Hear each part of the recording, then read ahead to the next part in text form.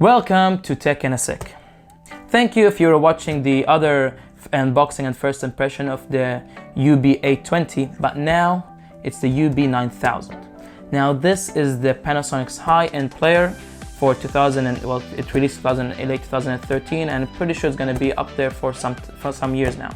Considering that the Oppo stopped manufacturing and the crown is up there for the taking, I guess, Panasonic wanted to enter the market and they entered it with this. And let's see what it looks like. First of all, I must say that it weighs a ton more than the UB820. So I'm just gonna unbox it the same way I did that one. So this has all of the same features as the UB8000, 820 in regards of formats what it supports. This is the same thing. Ooh, the remote is a little bit bigger from the UB820. So that's a good thing. And it has a dedicated Netflix button, which is great to see. Wow. Woo. Like I said, guys, this weighs a ton. Okay. And okay. Are you guys ready? I don't know how to reveal it.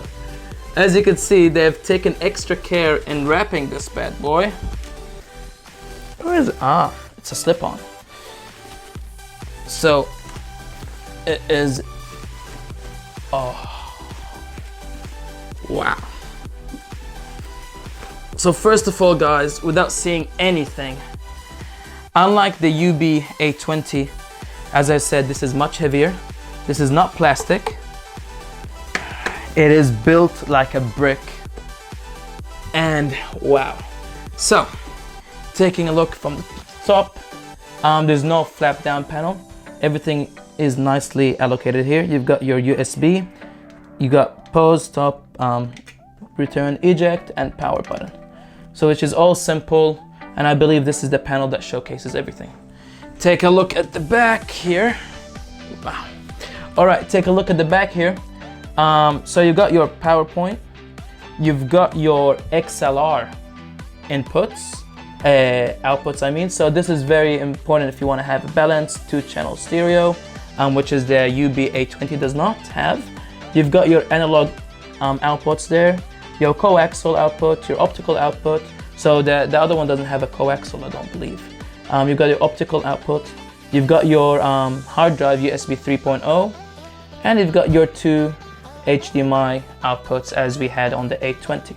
So basically it's the same unit, same inputs, but this has a coaxial, I believe, different than that one, and it also has a balanced XLR. And as I said, it weighs a ton. But a lot of people said that the sound quality of this for analog is unmatched. And that's why it has a premium price tag and costs 4 times where I live more than the 820. So please subscribe, like it, and stay tuned because I'll be comparing this with the 820 side by side. I've got the exact same 4K disc, and we're gonna shoot it at the exact same projector and the exact same TV. So we're gonna have and see how these bad boys perform. Thank you.